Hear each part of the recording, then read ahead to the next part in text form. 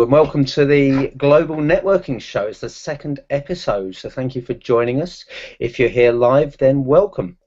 Thank you very much to everyone who gave us feedback on our launch show last month. The feedback was fantastic, it was very positive, and Ivan and I are very happy that we're onto something good here, we hope. And Ivan? Yes, indeed, we are onto something good here. And today, or I should say the last show that we had Thomas Power and Max Steen on quality versus quantity in networks. Certainly, it seemed to really strike a chord. It did with us. We had a lively debate with Thomas and Max. We hope that it gave you some food for thought. You can still see last month's show on the Global Networking Show's YouTube channel, as well as on our Facebook and Google Plus pages. And the show's website's currently being built, so you'll be able to see all of our shows together with blogs from some of our guests in one place in the not-too-distant future. Today we want to cover something slightly different. We're going to explore the different way that people engage when they're networking in different parts of the world. You know, we're all aware of different approaches to networking among our own communities, but what happens when you travel to different cultures? Both Ivan and I speak all over the world, and we certainly find different experiences wherever we go, and you need to be aware of that. And as it's a more global community now, with social networks bringing us closer together, everyone needs to have an awareness about how different people network. And another question we want to explore, if we can, is whether the social, the political, the economic background of the culture impacts on how networking grows there, how people interact with each other, and how people engage on a professional level. Thank you, Andy. And we're going to discuss today the whole concept of working or networking with the different cultures. I have with us, Andy and I have with us Bijay Shah. Bijay is the National Director for BNI in the United Arab Emirates and the Co-National Director for BNI East Africa. He's recently co-authored with me one of my books there in the Middle East, The World's Best Known Marketing Secret, which is an international bestseller. Bijay holds a Bachelor's of Science in Banking and Finance from the University of Wales and the College of Cardiff. He has a Master's of Science in Shipping and Trade also from the City University in London. Bijay has helped hundreds and hundreds of entrepreneurs to grow their business through the structured program that he represents. He's married and lives with his wife and 6-year-old son, currently in Dubai, although he does business also in Africa. Andy? We were also hoping today to be joined by Radu Mihaescu from Timisoara in Romania. Now, this is our first live show, and we've hit our first stumbling block in that we haven't been able to get Radu online with us just yet. We're hoping he'll join us over the course of the show. So as and when he does, we will introduce him into the conversation. I think it'll be very interesting to find out from a country that's recently made the move from a communist regime into Western democracy, and see how that's impacted. Certainly on my visits, that's been to the forefront of conversations people have had with me. But that's if Radu joins us on this show. If not, we'll bring him in on another one. If I appear to be glancing down every now and then during the show, that's because, as I said, it is our first live broadcast, and something we're introducing is trying to make it interactive. So if you are listening live, you can post questions to myself, to Ivan, to Bijay, to Radu if he joins us. Maybe you can post, Radu, where are you? And you can post those on Twitter using the hashtag GNetShow, and that's where I'm glancing to my side just to check the Twitter stream. And also, if you're using Google Hangouts, we set it up as an event earlier today, you can ask questions there. Great. Ready to start asking our guest here some questions, Andy? Absolutely. So, Bijay, you're joining us from a culture which has a lot of differences to the background where Ivan comes from and where I am in the UK. The Middle East has a real mix of capitalism, very capitalist society in certain areas, but also a lot of very traditional religious beliefs with different roles for women. So I think there's a lot we can cover in terms of how interactions are different in the Middle East to the USA, to the UK, and certain other countries. What are your initial thoughts on, let's say, advice for people coming from Europe or coming from the North America, from the United States or Canada, when they first come to the Middle East? Thanks, Andy. It's quite interesting. Depending on where in the Middle East it is that you're coming in. For example, I live in Dubai in the United Arab Emirates, and we have a very large percentage of what we call an expatriate population. You know, as much as 90% of the people are not what you call local. But then, you know, if you go to neighboring countries, I think the other extreme perhaps would be Saudi Arabia, where obviously you're going to meet a lot of local Saudi people. So that's the first consideration, because you certainly would have to network differently. If you're amongst expatriates, that can be quite interesting, because we got over 200 different nationalities just in this city alone. So, you know, if you were to look at the spectrum, where you got, you know, the Western cultures and then the Eastern cultures, you got a mix over here. So if anybody's traveling globally, so not just coming out to the Middle East, but if they were to go from the West to the East, they're going to see things done differently and vice versa as well. And we get to experience all of that right over here. But going to the local, you know, the Middle Eastern people, the Arab culture, if you want to, it's a closed network, very closely guarded. So you know, as a total stranger, to be able to connect with somebody, it's not going to be easy. You've got to know at least a few people for you to make your sort of way in to some of those local contacts. And then, of course, as that progresses, and when you do that, you know, it takes a long time. Trust takes a longer time to build. These are traditionally very, very closed networks. So what it means is trust overall is low, and you really need to work at it to be able to build your credibility before things open up. You know, on a much smaller scale, I first witnessed this when I tried to open up business up in Northern California, from Southern California to Northern California. And the first thing that people said, you know, same state, at least some people think it's the same state. And some people, many people were like, excuse me, who are you? And you're from Southern California? And so when when you start talking about different countries, that really, that gap becomes very significant. An American doing business in the Middle East or elsewhere. Now, Dubai is very interesting, I think, because what's the percentage of expats, BJ? It's as much as 90%. And when I was there earlier this year, I had an amazing experience. It was a wonderful visit to Dubai, and it was also amazing the different cultures that were there. It was not just Middle Eastern, but many cultures, and that kind of melting pot makes it even more confusing in some ways, doesn't it? It absolutely does. But this is what I would say: as the world is getting flatter, as more and more people are traveling globally, I think the way we network, it's kind of becoming common ground. Yes, there will be cultural difference which you need to be cautious of, but you know, the old, I mean, certain people will say, for example, in the Western culture, people are literally very direct and assertive, whereas in Eastern culture, you know, it's the opposite.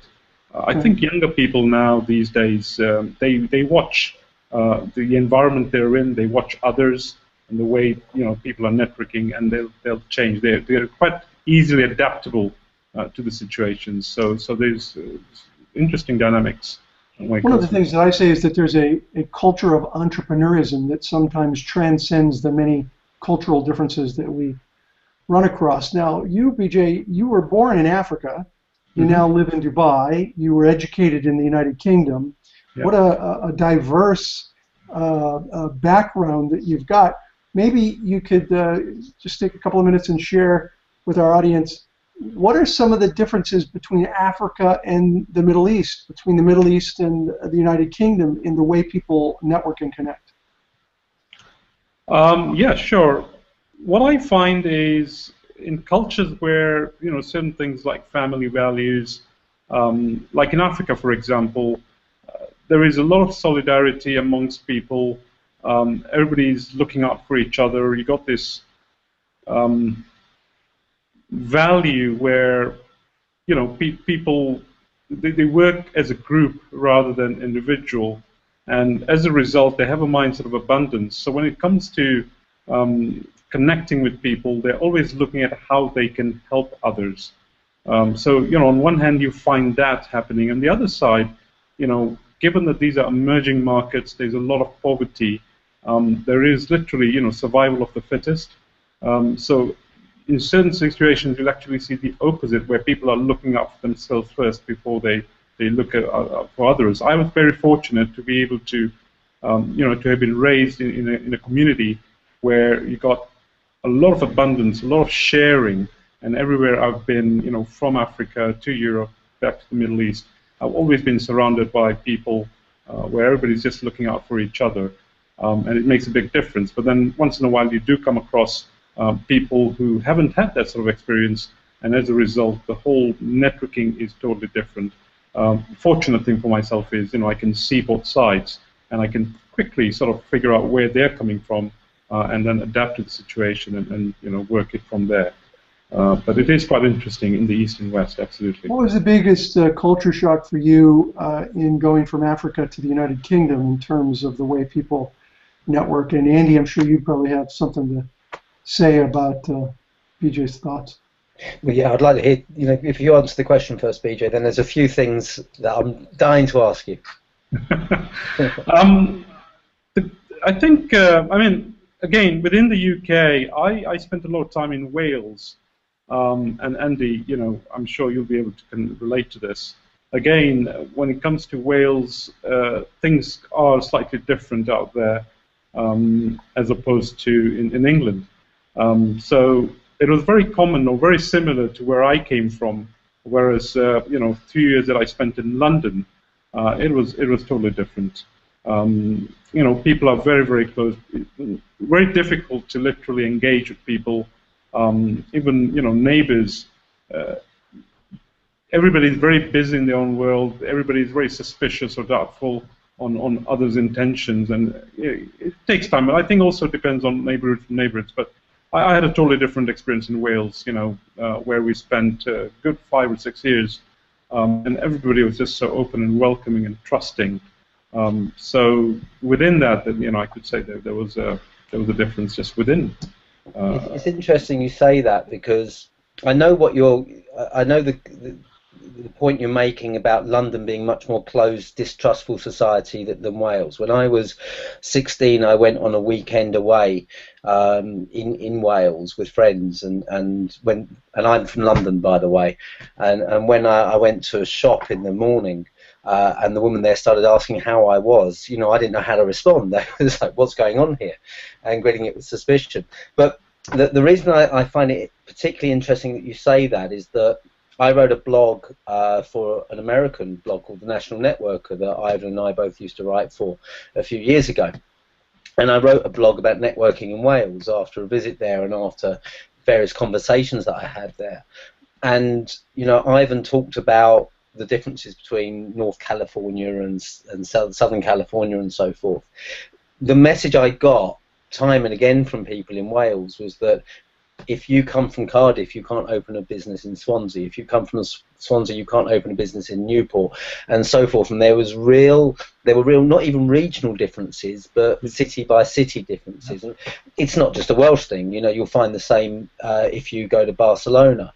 And when we opened our business in Barcelona, you couldn't have groups in Spanish outside the city centre. They had to be in Catalan. So I think you find this in many places, but Wales was a very strong example of that, where there were very big differences. And if going right the way back to whether societies trust you as an outsider quickly or not, I think that if you go from Cardiff to Swansea, if you go from London to Newcastle, if you go from North California to South California, you've got to build trust. You are seen as an outsider. Different communities will react in different ways, and I think that it'll be a question for Ivan, perhaps, whether entrepreneurs are more opening, more welcoming, and more willing to drop the distrust barriers more quickly. But it's interesting how that corresponds with your experiences going from country to country, whether it's the same or whether it's a greater change. You know, I'll give an example. The job that I had in the UK, I was actually with the American retail stockbroker, Ivan, you must have heard of them, the Edward Jones. They made a foray into the UK market. Now, their model is literally knocking on doors. It is cold calling, but the way they approach it is it's not knocking on doors to sell, it's building relationships. It's community-based offices, and you literally just kind of, make yourself visible, meet as many people as possible, and try to connect with them. What I found when I did that in London, for example, as you can imagine, very, very difficult. Nobody would want to really even open a conversation, or is, for various reasons, either it's distrust or maybe the lifestyles are such. And in Wales, it was just so different. When I say Wales, I'm actually talking about West Wales, and so you're looking at the all the way in Carmarthenshire, where literally I would just connect with 10 people and my day is gone, because with each individual I would end up having conversations as long as 20 minutes, half an hour, and we build those relationships very, very quickly. Now, coming to the Middle East, it's because of Dubai the way it is. You with cultures from all different parts of the world, and knowing who is from where. So for example, when we connect with, say, people from North America, you literally can just get down and start talking business. It doesn't take long. You don't really need to build a lot of trust. You can get down to discussing things, or opening the conversation. Whereas if you had people from certain parts of Europe, you literally need to warm yourself up. It wouldn't be as easy to connect with them. People from the East, or at least from the Middle East, for example, the Arab culture, they want to connect more, talking about family and a lot of small talk before you can even start talking about business. So it's quite interesting, and you're meeting those sort of people all the time, and you've got to adapt to that. I wouldn't say it's a big shock coming from somewhere else, because it all depends who you're connecting and who you're hanging out with. That's what I found here. Ivan, did you have anything to say? I think Andy is probably... Absolutely. I think one of the things that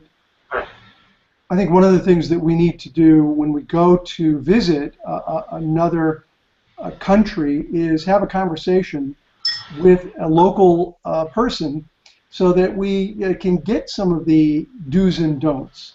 I generally, not always, but I generally get some feedback from the people that I'm doing business with locally to tell me some of the do's and don'ts. Certainly in the Middle East,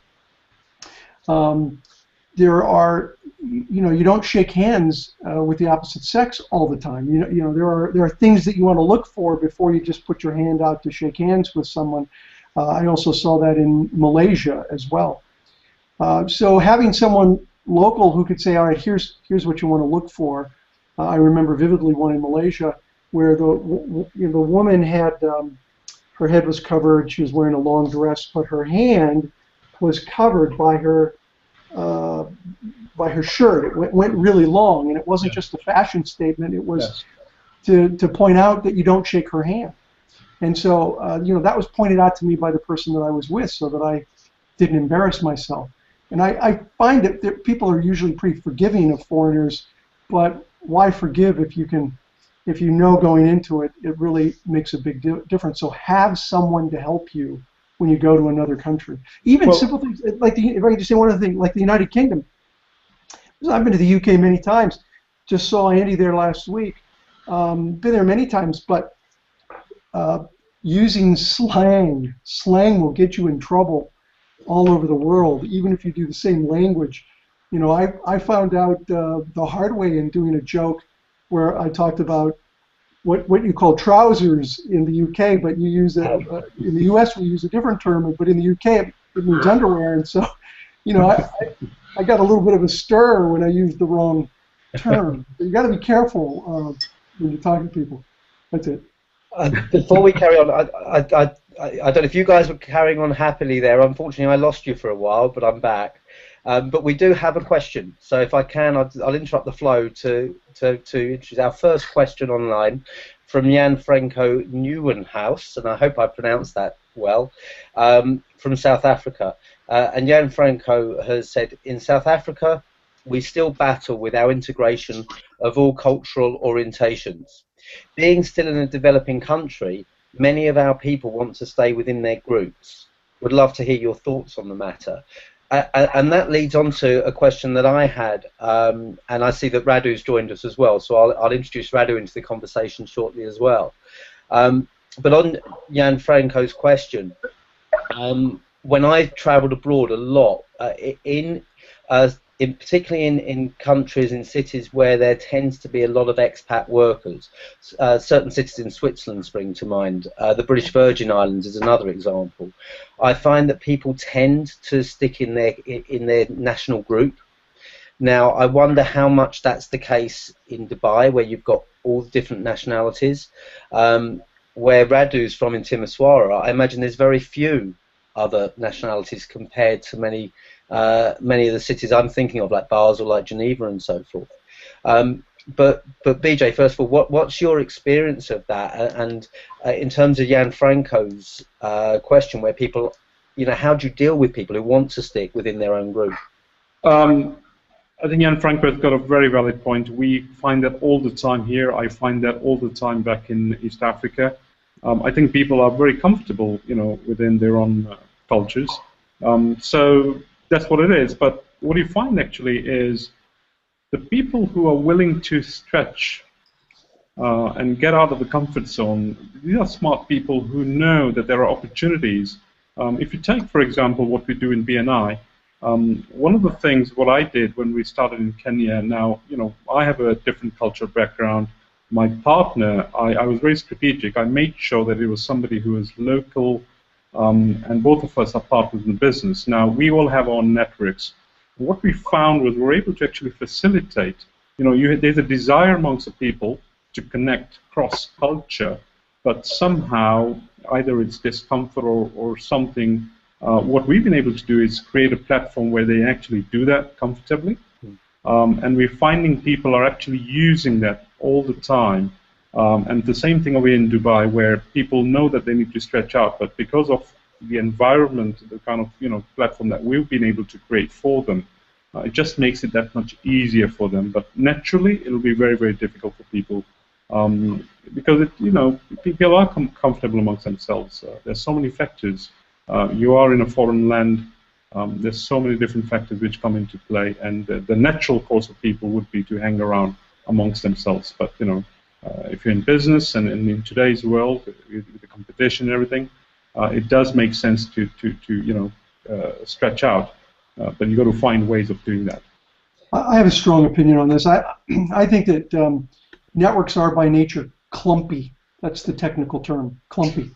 We connect with people in clusters or groups of people that we know and trust and we feel comfortable with, exactly like BJ said. And the truth is that if you want a powerful personal network, it needs to be diverse. The more diverse your network, the more powerful it is. And the reason for that is that in that network, your personal network, if you have connections in there that are different than you, different ethnic background, different education, different age, the more different the better. They become connectors who connect you to another clump of people, another cluster. So the more connectors you have, the more diverse your network is, and the more diverse your network, the more powerful it is. So my advice to the question from South Africa is to strive hard to diversify your network, and there are many ways to do that: gender, age, ethnicity, education, geography. There are many ways that you can create a diverse network, and that would be my recommendation. I would also add to it, and I think that one of the best ways to break out of those cultural clumps, using the technological term, is to show an interest in areas that wouldn't be natural to you, wouldn't be natural to your background and your natural grouping, if that makes sense. So one of my friends had the dream job that anyone could have. He spent 2 years, I think it was, working as the national football coach, or soccer to you, Ivan, football to the rest of the world, the national football coach to the British Virgin Islands Football Association. So he spent his day coaching the kids football in the schools, and then just lying by the beach and having a great time. And when I went to visit him, I noticed how there were two distinct communities. There were the British Virgin Islanders, the indigenous population, and there were the expats who worked for all of the blue chip companies. And never, we have a phrase in British, never the twain shall meet. You know, the two were very distinct. They didn't interact at all. And in the BVI, they've got a very strong following for American sports, and softball being one of them. And we were out one day, and we went into the softball arena, and we were the only non-local faces in the crowd. But everyone came over and everyone said, "Hello, Mr. Roger," to my friend, because he was so popular within that community. Because he had engaged with them, everyone liked him, everyone supported him. But because we crossed over to their world, if you like, it's about not expecting people to come and meet you on your terms, but meeting them on theirs, particularly if you're traveling to a different culture. And I think definitely, whether it's a multicultural community like South Africa, which has come out of a very different system where people are now only over the last 20 years or so learning to integrate together and work together, or whether it's someone visiting a community overseas, learn something about the other person's culture, learn about their background, learn about their interests, and you'll find it much easier to integrate with them and build a relationship. Andy, we have a new guest here. Would you like to introduce? We do indeed, and I thought that might be a nice point on which to introduce Radu to the conversation. I met Radu for the first time about 3 or 4 years ago when I spoke in Bucharest. And as I said in the introduction to the show today, that I found it fascinating how so many people would talk to me about how networking was in the UK and how it was still in its infancy in Romania. And what struck me was how much it seemed that the pre-revolution culture in Romania seemed to stay on the tips of their tongues almost in the way that they networked, the way that they approached it. Radu then invited me across to Timisoara in the west of Romania in June of this year to speak at a conference on leadership that he put on, and he's just brought out his first book, Boshi, all about leadership principles, which I'm reading at the moment and is a fascinating and intriguing read, very different type of business book. So Radu's joined us. I really wanted to get that take on different cultures and the way networking is approached in a different culture from someone from that environment where things have changed so dramatically within our lifetimes and within a very short period of our lifetimes. So Radu, can I bring you in perhaps on that point and just to explain how networking has grown, how it's changed, how it's developed in the years since 1989? Yes. Hello, everybody. I'm here in Romania, in the western part of Romania, and it's not exactly as Andy said in the sense that there are so many expats living around Timisoara. Mm-hmm. So we have British people, we have American people, we have Spanish guys, Italians, but mostly Germans. In fact, Italians and Germans are by far the biggest communities in the region. Now, what's interesting to see is that the most successful among them are the guys who understood that networking means to interact with people from other cultures, not Germans with Germans alone, or Italians with Italians alone. The communities, the persons who understood that crossing the borders of communities is bringing them more power in the environment of economic in Timisoara, these guys are the successful guys around. Now, this is one thing. Second thing is that as you said, Andy, before the revolution, before '89, in Romania, networking was seen as something you should not do. It was restricted just for the empowered, the guys who knew the ways of the system. The other persons were somehow advised not to enter into networking. So it was something marginal. Now, in the last 20 years, but especially in the last 10 years, things have changed dramatically. And you can see a lot of young persons looking to expand their network, looking to understand how they can do it, looking to understand what's the importance of networking, and we start to have success. Now, it's true that the mixture of cultures we see in Timișoara in this moment is helping a lot. So you see the traditional cultures of Romanian population, Hungarian population, and Serbian population, also with German historically based in the western region of Timișoara, starting to mix with the Italian culture.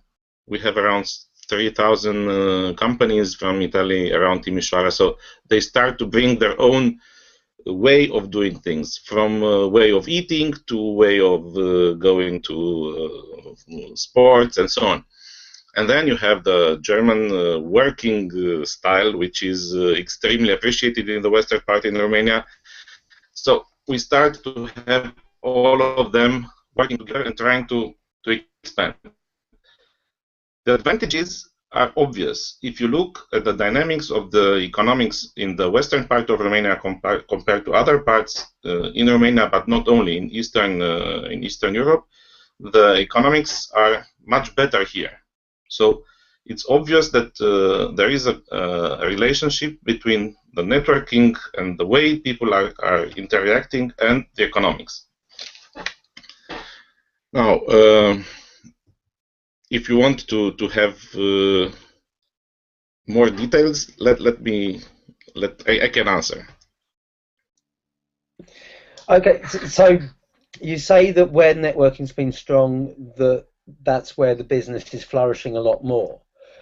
When I was in Bucharest, when I met you for the first time, there was people were still questioning the trust element, and this is something that Bijay said at the beginning of the conversation, that people take time to build trust. Are you finding that the people are multi-networked across communities, trust more quickly and then do business more quickly, or is it something else that you're seeing?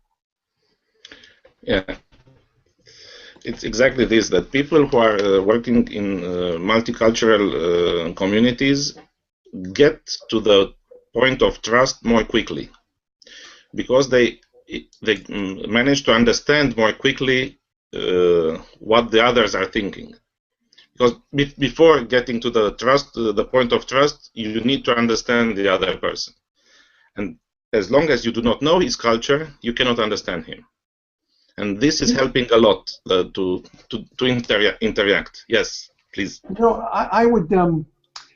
I would sort of disagree, and here's how. I think there's almost a culture of entrepreneurism, and while I absolutely agree that I mean, you would know better than I that it took time to build trust in your country, but I think it's not so much the culture as it is the lack of an entrepreneurial culture. Because what I have found is all around the world, and I do business in over 50 countries, those countries that have a strong entrepreneurial culture in existence go faster in building the trust. And those countries that are just evolving with their entrepreneurial culture take longer, and it's probably because of their history and the challenges they've had. Would you agree or disagree with that? Yeah, I agree. What I was mentioning was I was taking the examples of people coming as expats from Germany, Italy, or France, for example, coming to Romania. So the culture of entrepreneurship in these countries, I think, is more advanced than in Romania, but should be more or less the same. So between these three type of persons, for example, they can, if they manage to get out of their German circle, French circle, Italian circle, and to see what's happening, including what's happening with the Romanian part, these guys, the ones who are managing to do this, are evolving faster, are getting faster to trust. Now, on the other hand, you are perfectly right. The entrepreneurship culture in Romania is not yet as developed as it should. It should be. So, lacking this part, it's more difficult to get to the trust, the point of trust. BJ, how does that compare with somewhere like Dubai? I mean, Dubai is known as a place of big business. How entrepreneurial are the people there? Considering, okay, we've said it's 90% expat, but how many of those are working for large organisations? How many of those are setting up their own business? And how does that impact on the trust that you said takes a while to build? Actually, we have a very, very strong entrepreneurial culture in Dubai, and just an hour's drive away from here, the capital of the UAE, Abu Dhabi. Again, not a very strong entrepreneurial culture. Yes, there is lots of business, but there isn't for small businesses, it's not accommodative. You know, it's very difficult for small business people to actually start business. And as a result, what we're finding is, from a networking point of view, very, very difficult to connect with people. Again, you know, to build trust, it does take a long time. Whereas in Dubai, people are, you know, they're moving very, very fast. Very strong entrepreneurial culture, very easy to do business, and people are just literally ready to take action. You know, so that they'll get on with it. Whereas in Abu Dhabi, it just takes forever, and it's only about an hour's drive. You know, totally two different markets. I'm aware of the time. We've probably got about 10 minutes of the conversation left. I want to move on to another topic related to this. Before I do, we've got questions from Ross Bold.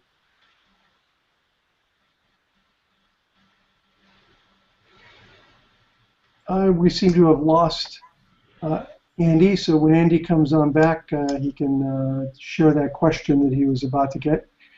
One of the things that we wanted to talk about were some of the specific differences that we might come across. For example, in Asia, there is a very specific business card etiquette in handing a business card. In a lot of the Asian countries, you know, you hold the card by both corners, present it, bow, comment on it. Are there any specific differences in Dubai or in Romania in the way you do business that would be good information for people traveling to your country? For example, I sometimes use a website called Executive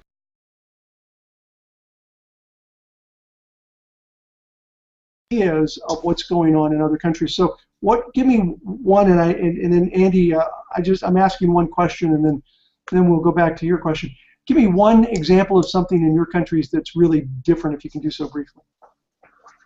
Yeah, over here, definitely be very cautious with the opposite sex, especially with women. You know, I think you mentioned that, Ivan, earlier. So women will not. I mean, Dubai is more liberal, but you know, generally in the Middle East, they will not shake hands. So the best thing to do is refrain, and unless the lady extends her hand, then, you know, as a male you may do so. Otherwise, avoid that at all. So that's a definite one. The other one is with business cards. Very common, just like Eastern cultures, with two hands, hold them in. And be careful to make notes on business cards. Ask permission, because it can be taken as offensive. If you absolutely have to, then, you know, excuse yourself, and you can do so in private, but do not do it in front of the person. And then where you actually put your business card, again, you know, if you put it in a back pocket, it can be taken as offensive. So how you actually treat that business card, be very, very careful, you know. Yeah, there are many others, but, you know, those are the main ones I would certainly share. Good advice, BJ. Radu, is there anything in Romania? Yeah, there is something interesting about Romania. So first, if you come as a foreigner to Romania, you should be extremely relaxed, because by definition, the Romanian people are extremely tolerant with any type of mistake a foreigner might do. So if you are yourself, they will accept. So there is no taboo gesture or discussion. Of course, having a business card, presenting the business card is okay, but there is no specific rule. If you present it with both hands, people will say, okay, this person has an Eastern education or business culture, but they will not react differently if you give the card with one hand or if you just put the card on their desk. They will not have any reaction to this. So again, it's an advantage because the Romanians are so open, and I think this is an interesting point. And I can just add to that I think that. Sorry, Ivan, I can see you talking as well. I didn't know if I'd lost my connection again. No, you're good. Go ahead. You know, from my visits to Romania, they're very, very welcoming, very open, and prepared to give you the time. And there's a strong interest in you. And I think that that's something that you need to enjoy and really make the most of as well. Great. You had a question from... I did, and I don't know how much of it you heard of it before I disappeared again. We didn't hear it. So I was really asking Radu and Bijay the difference that online networks have made to the way that your country and people locally engage with other networkers around the world, other businesses around the world. And have you seen an impact in the way people engage online culturally, and particularly any conflict with the way that you're used to doing things? This is what I would say in the Middle East. The take-up for social networking online is very, very strong. I don't know the exact figures, but I'm told that even language, so Arabic being the language we hear, the rate at which it's growing is just incredible. The only challenge is, and this is with the authorities, given the other situations, with the politics and other things happening, on and off they tend to clamp down. So they would block certain sites, or they would literally, they're not, encouraging or friendly towards use of certain sites, and that's actually hampering the growth. So that's the only disadvantage. For example, Skype currently is blocked in many of these countries. So for people to be able to connect using such technology becomes very, very challenging. But if given the opportunity, then I think the people are ready to embrace it, and can literally take the economies to another level. But that's I guess another conversation altogether. And how about the way that people engage with social networks? So, for example, in the UK, we initially had a lot of problems with people who let their guard down and maybe posted up things when they'd had a little bit too much to drink at night and dropped the professional persona. I think we've got better at that now and understood it. But we have a saying in the UK: never talk about religion or politics. But I would imagine that in the Middle East, certainly, that might be more of a problem than it would be here. It's a very big problem, to the point where they now have laws, just by mentioning. I mean, I'll give you a very simple example. We had an incident last year where somebody was not happy with an experience they had in a restaurant. And it was a global chain. I think it was one of these big chains which you'll find literally everywhere in the UK, in the US. And this person, gave their personal experience of it online. The restaurant was actually able to take them to court for that, defamation and all that sort of stuff. They have very strict laws, and people are very careful as to what they post online, because it can land you to serious trouble unnecessarily. So again, it is, the authorities literally having tight control over what you can do and what you can say and what you cannot. So, So it's unfortunately. advisable for anyone wanting to do business in the Middle East to be respect and be aware of that culture as well as the laws, Yes, because the laws dictate the yes, culture. yes, absolutely, absolutely, Yeah. absolutely. Okay. And how about in Romania, Radu? In Romania, we have quite a boom, crazy boom of social networking, and you have a lot of people with their tablets, mobile phones, PCs, laptops, whatever. Everybody is doing something in a social network, being it on Facebook or Skype or on LinkedIn or whatever network there is. Everybody has at least 1, 2, 3 social networks in which he's very active. Now, on this activity, there are two We're struggling a things, bit with or your connection, three. Radu. I don't know if you can hear me. One is that there is a lot of bubbles, some substance on the social networking. I think we've lost Radu. I'm still connected? Yeah, you were coming in and out. Clearly the social networking side isn't working too well. Okay. Now there is a football match tonight, and I think the network is quite busy with everybody connected to see the match. It could be what's happening. I was saying that. Yeah. Sorry, carry on. Can you hear me now? Yes, we can. Go ahead. Wrap up, Radu. Go ahead. Yeah. So you have a lot of bubble. I was saying no substance in the messages. Second thing is that social network is less used for business I think for other things. I think that third thing is that Romanians are using a lot the networks, social networks. I think we're having a problem with Radu's connection there. Yeah, sorry, Radu. The joys of modern technology, unfortunately, and too many people watching football matches across Europe at the same time. Radu, do you want to try just once more and see if you can wrap up on that point? Otherwise, I think we're going to have to accept defeat. Yes. Can you hear us okay, Radu?